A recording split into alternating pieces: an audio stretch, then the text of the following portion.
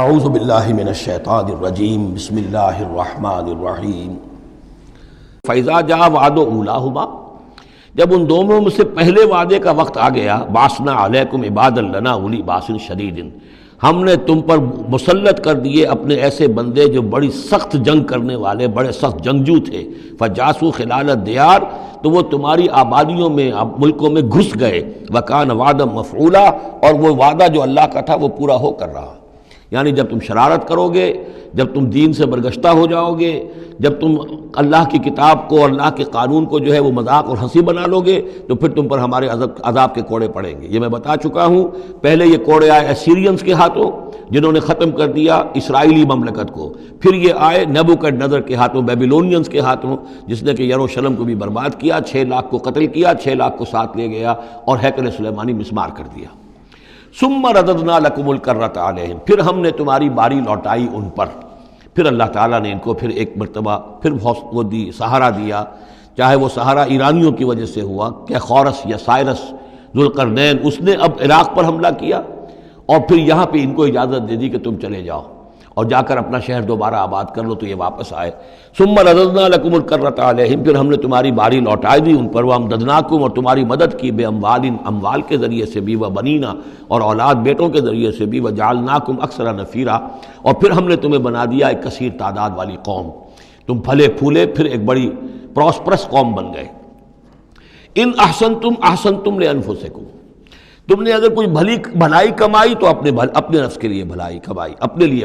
کمائی اپنے فائدے کے لیے، وَإِنْ أَسَأْتُمْ فَلَهَا اور اگر کوئی برا کام کیا تو وہ بھی اپنے لیے کیا، اس کا وبال تم پر دنیا میں بھی آیا اور آخرت میں بھی اس کا عذاب آئے گا۔ فَإِذَا جَاءَ وَعْدُ الْآخِرَةِ جب وہ دوسری مرتبہ کی وہ سرکشی اور تمرد اور شیطنت تمہاری اور تمہارا جو ہے دین سے برگشتگی کا دور آیا تو دوسرے وعدے کا وقت آیا، لِيَسُوءُ وُجُوهَكُمْ یہاں وہ الفاظ محذوف سمجھیے، بَعَثْنَا عَلَيْكُمْ عِبَادًا لَنَا أُولِي بَأْسٍ شَدِيدٍ وہ گویا کہ الفاظ یہاں ریپیٹ نہیں کیے گئے، دوبارہ پھر ہم نے تمہارے اوپر ایسے زوردار لوگوں کو مسلط کیا، لِيَسُوءُ وُجُوهَكُمْ تاکہ وہ تمہارے چہروں کو بگاڑ دیں، تمہارے حلیے بگاڑ دیں، وَلِيَدْخُلُوا الْمَسْجِدَ كَمَا دَخَلُوهُ أَوَّلَ مَرَّةٍ اور وہ داخل ہوں مسجد میں یعنی مسجد اقصیٰ میں، ہیکل سلیمانی میں، جیسے کہ وہ داخل ہوئے تھے پہلی مرتبہ، جیسے بے حرمتی کی تھی بیبیلونینز نے بیت المقدس کی اور ہیکل سلیمانی کی، ایسی ہی بے حرمتی پھر کی ہے ٹائٹس رومی نے سن 70 عیسوی میں اس ہیکل کی بھی اور ہیکل کو مسمار کر دیا۔ لِيَدْخُلُوا الْمَسْجِدَ كَمَا دَخَلُوهُ أَوَّلَ مَرَّةٍ وَلِيُتَبِّرُوا مَا عَلَوْا تَتْبِيرًا اور یہ کہ تباہ و برباد کر دیں ہر اس شے کو جس کے اوپر بھی ان کو اختیار اور قبضہ حاصل ہو جائے۔ عَسَىٰ رَبُّكُمْ أَن يَرْحَمَكُمْ یہ دور گزر چکے 2000 برس، یعنی ان کا سیکنڈ جو سمجھیے کہ زوال کی انتہا تھی وہ چلی آ رہی تھی 500 برس سے محمد الرسول اللہ صلی اللہ علیہ وسلم کی بعثت کے وقت تک، ایک عروج ایک زوال پھر عروج پھر زوال، اور زوال کو 500 برس ہو گئے تھے جب کہ حضور کی بعثت ہوئی اور یہ قرآن نازل ہوا۔ ان حالات میں کہا جا رہا ہے عسیٰ ربکم ان یرحمکم تمہارا رب اب بھی تم پر رحم فرمانے کو تیار ہے، ممکن ہے کہ تمہارا رب تم پر رحم کرے۔ وَإِنْ عُدْتُمْ اگر تم نے وہی روش اختیار کی، وہی کفر کیا، وہی حق کو ماننے سے انکار کیا اور اعراض کیا، عدنا پھر ہم وہی کچھ کریں گے جو ہم نے پہلے کیا تھا۔ وَجَعَلْنَا جَهَنَّمَ لِلْكَافِرِينَ حَصِيرًا اور ہم نے کافروں کے لیے جہنم کو تو باڑا بنا رکھا ہے، جیل تو بنا رکھی ہے ہم نے جو ان سب کا احاطہ کر لے گی، جس طرح کہ جانوروں کے باڑے میں بند کر دیا جاتا ہے اسی طریقے سے قید خانہ ہم نے تیار کر رکھا۔ آخرت کا قید خانہ تو ہے ہی، اس دنیا میں بھی تم پر عذاب کے کوڑے برسیں گے۔ ان ھذا القرآن یہدی للتی ہی اقوم دیکھو اب یہ قرآن جو ہم نازل کر رہے ہیں اپنے بندے محمد پر صلی اللہ علیہ وسلم، یہ گویا کہ اب شاہ درا ہے، اللہ کی رحمت میں داخل ہونا ہے تو اس سے داخل ہونا ہوگا، اس کو مانو تو تمہارے لیے اللہ کی رحمتوں کے دروازے پھر کھل جائیں گے، جو بھی اللہ نے وعدے کیے ہیں اپنے اس آخری نبی اور ان کی امت کے لیے تم بھی اس میں شامل ہو جاؤ گے، انہی کی برکتوں سے تم بھی حصہ پاؤ گے۔ ان ھذا القرآن یہدی للتی ہے اقوم یقیناً یہ قرآن ہے جو اب راستہ دکھا رہا ہے اور رہنمائی کر رہا ہے اس راہ کی طرف جو سب سے سیدھی ہے، اقوم۔ وَيُبَشِّرُ الْمُؤْمِنِينَ اور بشارت دیتا اہل ایمان کو، الَّذِينَ يَعْمَلُونَ الصَّالِحَاتِ جو نیک عمل بھی کریں، أَنَّ لَهُمْ أَجْرًا كَبِيرًا کہ ان کے لیے بہت بڑا اجر ہے، وَأَنَّ الَّذِينَ لَا يُؤْمِنُونَ بِالْآخِرَةِ اب دیکھیے جہاں بھی وہ بات آتی ہے عمل کی خرابی کی تو ایمان بالآخرہ کا تذکرہ،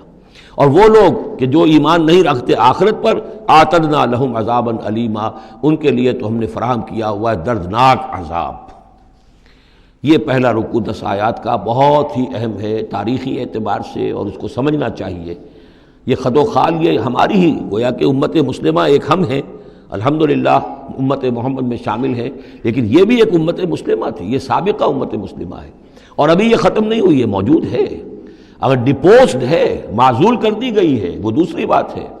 اور تقریباً 2000 برس سے یہ بڑے سختیوں کے اندر تھی، لیکن اب تقریباً 100 برس سے یہ ابھر کر آ گئی ہے، اور یوں سمجھیے کہ اب 2 پتنگیں اوپر چڑھ رہی ہیں۔ ایک سابقہ امت مسلمہ کی 1917 سے چڑھنی شروع ہوئی، بالفور ڈکلریشن، 1948 میں اسرائیل بن گیا، 1967 میں اسرائیل کی جو توسیع ہو گئی، 1991 میں آپ کو معلوم ہے کہ جو اس کا اربوں میں ایک ہی دشمن ہو سکتا تھا جس سے اسے خطرہ تھا، عراق، اس کا برکس نکال دیا گیا۔ اب وہ اس پورے علاقے کے اندر تو ایک اتنی بڑی طاقت ہے کہ کسی عرب ملک کے اندر یہ جرت نہیں ہے کہ وہ اسرائیل کا مقابلہ کر سکے۔ لیکن یہ کہ امت مسلمہ میں بھی رینائسنس شروع ہوا ہے، یہ بھی اپنے انتہائی زوال کو پہنچ چکی تھی اس صدی کے آغاز میں۔ پہلی جنگ عظیم کے بعد جب سلطنت عثمانیہ ختم ہوئی، خلافت ختم ہو گئی 1924 میں،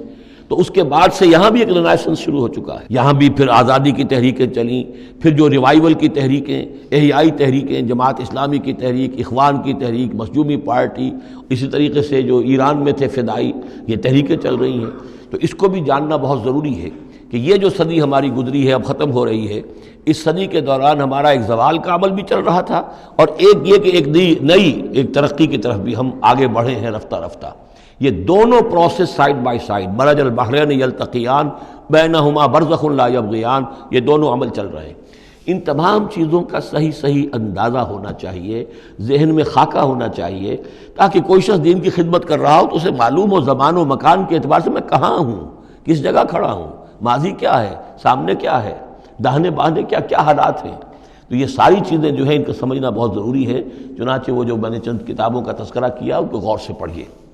2 مختصر ہیں، 2 ذرا اس سے بڑی ہیں۔ صدق اللہ العظیم۔